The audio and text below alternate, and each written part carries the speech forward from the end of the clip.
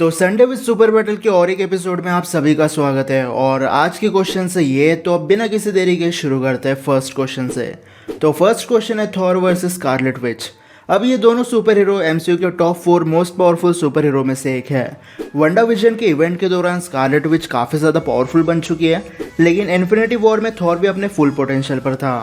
अब वैसे physical basis पर हम इन्हें कंपेयर करें तो स्कारलेट विच यहाँ कंपेरेबल नहीं है, क्योंकि थॉर एक एसगार्डियन है जिसकी वजह से उसकी स्ट्रेंथ लेवल्स, ड्यूरेबिलिटी, रिफ्लेक्सेस और स्पीड सब वंडा से कई गुना ज़्यादा बेटर है। लेकिन ये दोनों उन सुपर हीरोज में से एक है जिन्होंने लगभग थैनोस को मार दिया था। एंड गेम में स्कारलेट विच ने अपनी पावर से थैनोस की जान लेने की कोशिश की थी, बट आर्मर की वजह से थैनोस को रेन फायर करने का टाइम मिल गया।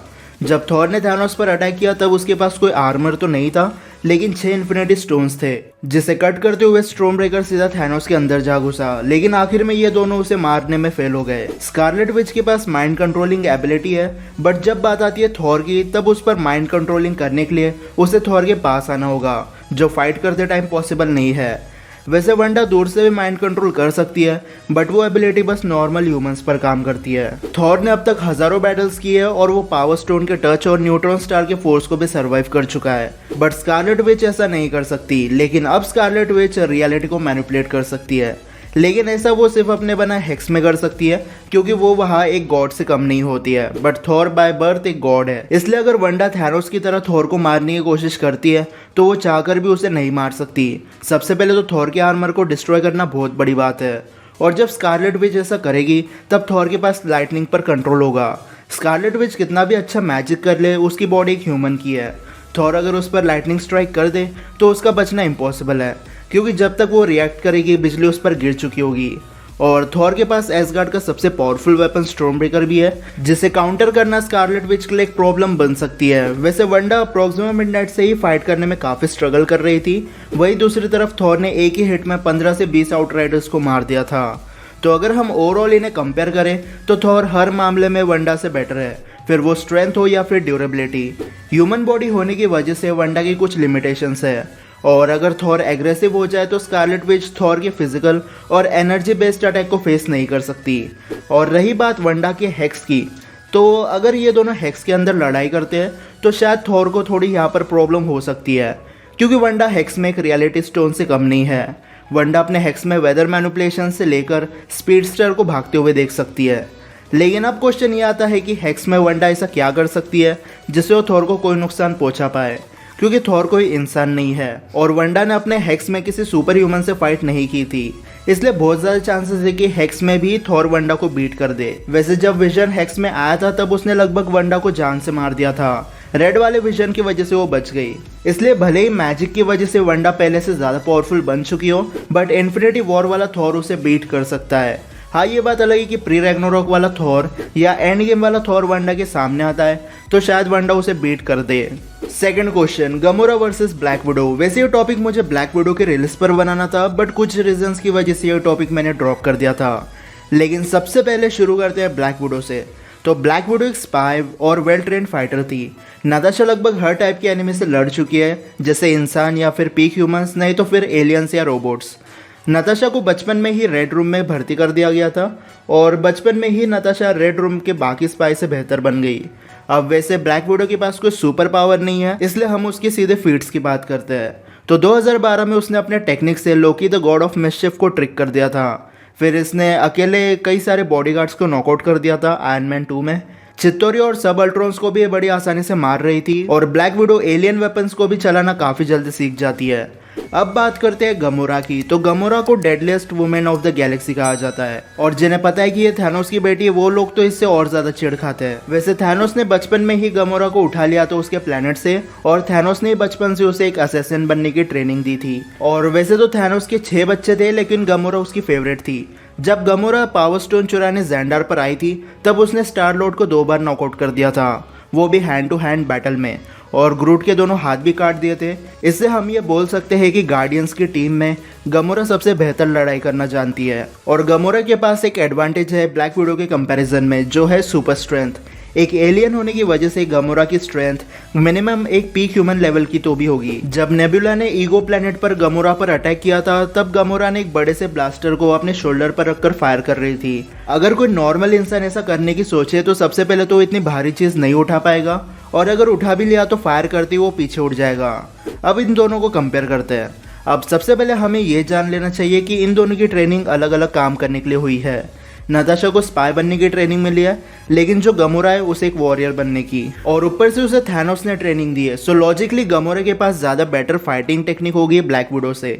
गमोरा की स्पीड और रिफ्लेक्सेस भी काफ़ी ज़्यादा बेटर है किसी भी ह्यूमन के कंपैरिजन में, और ब्लैक विडो के जो वेपन्स होते हैं वो नॉर्मली इलेक्ट्रिक बेस्ड होते हैं। वो गमोरा पर काम करेंगे लेकिन उससे ज़्यादा नुकसान नहीं होगा, क्योंकि गमोरा जब नेबुला से फाइट कर रही थी रोनन के शिप पर, तब नेबुला ने गमोरा को बिजली का झटका दिया था जो इतना पावरफुल था कि गमोरा का स्केलेटन दिख रहा था, बट गमोरा उसे सरवाइव कर गई। तो उस कंपैरिजन में तो ब्लैक विडो के वेपन कुछ नहीं है। अब इन दोनों ने किसी पावरफुल सुपर विलन को बीट नहीं किया है, बट ओवरऑल देखा जाए तो गमोरा की strength, durability, speed black window से बेहतर है। ब्लैक विडो एक लेवल तक गमोरा को बराबरी की टक्कर दे सकती है, बट ह्यूमन बॉडी होने की वजह से नताशा के पास लिमिटेड स्टेमिना और स्ट्रेंथ है, और इसलिए गमोरा को ज़्यादा दिक्कत नहीं होने वाली है नताशा को फाइट के दौरान सरपास करने में। इसलिए गमोरा ब्लैक विडो को 10 में से 8 बार तो बीट कर ही सकती है। Next question, venom versus Thor. अब वैसे देखा जाए तो इन दोनों का कोई मैच नहीं है। वेनम एक सिम्बियोट है, इसलिए बिना अपने होस्ट के वो अपने फुल पोटेंशियल पर कुछ नहीं कर सकता, बट होस्ट मिलने के बाद वेनम एक फिजिकल फॉर्म बना सकता है। अब वेनम को time to time power upgrades मिले हैं, लेकिन फिर भी वो थॉर के आसपास भी नहीं है। एक सिम्बियोट होने की वजह से शायद थॉर का हैमर ज़्यादा इफेक्टिव नहीं होगा, और वैसे भी वेनम डैमेज होने पर खुद को और अपने होस्ट को हील कर सकता है। बट थॉर के पास अभी भी 2 ऐसी पावर्स है जिसका यूज़ करके वो वेनम को इजीली बीट कर सकता है। सबसे पहले तो थॉर की लाइटनिंग। अगर आपको नहीं पता तो मैं आपको बता दूं कि वेनम की वीकनेस सिर्फ हाई फ्रीक्वेंसी साउंड नहीं बल्कि फायर भी है, और अगर थॉर ने उस पर लाइटनिंग अटैक करना शुरू कर दिया तो वेनम को काफ़ी दिक्कत होने वाली है। और सेकेंड है बायफ्रोस्ट। स्टॉर्म ब्रेकर मिलने के बाद थॉर अब बायफ्रोस्ट समन कर सकता है। सोचो अगर थॉर ने वेनम को सीधा सन में टेलीपोर्ट कर दिया तो उसका क्या होगा। अब वेनम के पास एक एबिलिटी है कि अगर वो किसी को होस्ट बनाता है और उसके बाद किसी दूसरे इंसान को अपना होस्ट बना लेता है तो जो पहला होस्ट है उसकी पावर्स वेनम भी यूज कर सकता है, और यही रीजन है जिसकी वजह से जब वेनम ने स्पाइडरमैन को छोड़कर एडी ब्रॉक को अपना होस्ट बनाया तब एडी के पास वो सारी पावर्स थी जो स्पाइडरमैन के पास होती है। और अगर वेनम थॉर को होस्ट बनाकर छोड़ भी देता है तब भी वो थॉर की एबिलिटीज को कॉपी नहीं कर सकता, जैसे लाइटनिंग चैनलाइज करना। नेचुरल एलिमेंट्स को कंट्रोल करने के लिए एक तो गॉड होना चाहिए या फिर एक रियलिटी मैनिपुलेटर, और थॉर की एबिलिटीज के साथ भी वेनम की वीकनेस वैसे ही रहेगी जो है फायर और हाई फ्रीक्वेंसी साउंड। इसलिए अगर हम कंक्लूजन पर आए तो थॉर ज़्यादा पावरफुल है वेनम के कंपैरिजन में, और लॉजिकली देखा जाए तो इन दोनों के आपस में कोई मैच नहीं बनता है। फोर्थ क्वेश्चन, क्या स्कारलेट विच वर्दी है? अब ओडिन के मंत्र फूकने की वजह से म्यूनिर को सिर्फ वही उठा सकते हैं जो वर्दी होते हैं, और भले ही वंडा अब डॉक्टर स्ट्रेंज के बाद सबसे पावरफुल हो लेकिन तब भी वो एक इंसान है और ओडिन के स्पेल्स उस पर काम करेंगे। वैसे अब तक एमसीयू में सिर्फ कुछ गिने चुने लोग हैं जिन्होंने म्यूनिर को उठाया है। ये लोग हैं all father Odin, Thor, captain America और विजन। वैसे लव एंड थंडर में एसगार्डियंस टूटे हुए म्यूनिर को फिर से जोड़ने वाले हैं, जिसे उठाकर जेन फोस्टर लेडी थॉर बनने वाली है। लेकिन अब अगर वापस आए स्कारलेट विच पर तो एंड गेम तक हम ऐसा बोल सकते थे कि शायद वो वर्दी है, क्योंकि उसे अपने पावर्स पर कंट्रोल नहीं था लेकिन उसके इंटेंशंस गलत नहीं थे, और पास्ट में उसने अपने सबसे करीबी लोगों को सेक्रीफाइस होते हुए भी देखा है। सिविल वॉर में उसकी वजह से कुछ लोग मारे गए थे लेकिन तब उसमें वंडा की कोई गलती नहीं थी। अगर वो वहाँ नहीं होती तब भी लोग मारे जाते, और उसने इन्फिनिटी स्टोन्स को भी डिस्ट्रॉय किया है। ये सब देखकर वो वर्दी बन सकती थी अगर उसने अपने इमोशंस को कंट्रोल किया होता। वंडा विजन इवेंट के दौरान जो उसने वेस्ट व्यू के लोगों के साथ किया, मतलब हेक्स बनाकर लोगों को अपने ही टाउन में गुलामों की तरह रख दिया था, स्कारलेट विच की अगर थॉर भी ये काम करता तो वह अनवर्दी बन जाता। इसलिए अभी के लिए तो स्कारलेट विच अनवर्दी है, और मुझे नहीं लगता कि फ्यूचर में वो कभी वर्दी बनने वाली है, क्योंकि कॉमिक्स में स्कारलेट विच ने कभी म्यूनिर को लिफ्ट करने की कोशिश नहीं की है। तो हो सकता है कि एमसीयू के फ्यूचर में भी ऐसा ना हो, इसलिए स्कारलेट विच अनवर्दी है और वो म्यूनिर को नहीं उठा सकती है। Fifth question, Ghost Rider versus Hela. अब हेला के बारे में मुझे बताने की जरूरत नहीं है, लेकिन गोस्ट राइडर की बात हम काफी कम करते हैं। तो बेसिकली गोस्ट राइडर के कई सारे होस्ट हैं, लेकिन जो सबसे पॉपुलर है वो है जॉनी ब्लेज।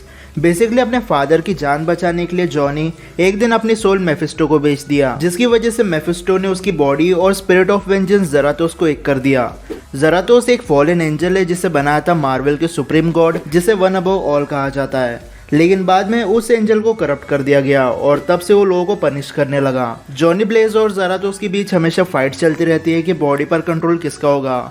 अब बात करते हैं गोस्ट राइडर के पावर्स की, तो उसके पास हेल फायर है। सुपर ह्यूमंस को इससे फर्क नहीं पड़ता, बट नॉर्मल ह्यूमंस इसके टच से ही राख बन जाते हैं। और दूसरी खास बात है गोस्ट राइडर में जो है स्पिरिट ऑफ वेंजेंस, उसे सिर्फ वन अबव ऑल मार सकता है।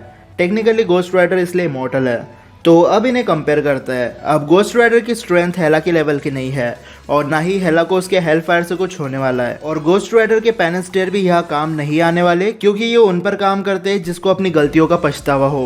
हेला तो मौत की देवी, उसका काम ही लोगों को मारना है और उसे अपने काम का पछतावा तो नहीं होगा। बट जितना हार्ड गोस्ट राइडर के लिए हेला को मारना है, उतना ही हेला को प्रॉब्लम होने वाली है गोस्ट राइडर को मारने में, क्योंकि स्पिरिट ऑफ वेंजेंस इमॉर्टल है। हेला गोस्ट राइडर के होस्ट को मार सकती है, जैसे वो जॉनी ब्लेज को मार सकती है, लेकिन ज़रातोस को नहीं। लेकिन स्पिरिट ऑफ वेंजेंस को कुछ नहीं होने वाला, वो बार बार हेला से बदला लेने के लिए वापस आ जाएगा। बट जब तक एसगार्ड है तब तक हेला भी नहीं मरने वाली। लेकिन स्टिल हेला के पास यहाँ पर एक अपर हैंड होगा, क्योंकि गोस्ट राइडर के होस्ट को बड़ी आसानी से मार सकते हैं। और जब से ज़रातोस करप्ट हुआ है, वो अपने एंजल फॉर्म में कभी फाइट नहीं करता है, उसे हमेशा एक होस्ट की ज़रूरत होती है। मूवीज़ वर्जन से अगर हम कंपेयर करें तो स्ट्रेंथ और ड्यूरेबिलिटी को देखकर हेला विनर बन जाती है, बट ये दोनों एक दूसरे को हमेशा के लिए नहीं मार सकते। लेकिन अगर बात करें कॉमिक्स की, तो वहाँ पर एक बार हेला ने कॉस्मिक गोस्ट राइडर को बिना टच किए बीट कर दिया था। और कॉस्मिक गोस्ट राइडर कई गुना ज़्यादा पावरफुल होता है as compare to normal Ghost Rider. Comic version में तो हेला ज़्यादा पावरफुल है। तो अगर हम कंक्लूजन पर आए तो मूवीज़ वर्जन के बीच टाई हो जाती है, बट अगर हम कॉमिक के रेफरेंस को पकड़ के चले तो हेला विनर बन जाती है। और इसी मैच के साथ आज की संडे विद सुपर बैटल भी यही खत्म हो जाती है। लेकिन अब अगर आपके पास ऐसे कोई क्वेश्चंस हो तो आप मुझे कमेंट सेक्शन में बता सकते हो। मैं पूरी कोशिश करूंगा उसे next Sunday with super battle में कवर करने की। और अब अगर आपको वीडियो पसंद होगी तो इस वीडियो को लाइक और शेयर करना बिल्कुल मत भूलना, और चैनल को सब्सक्राइब कर देना इसी वीडियो देखने के लिए। तो फिलहाल के लिए इतना ही। मैं अब मिलता हूँ आपसे अगले वीडियो में, तब तक गुड बाय।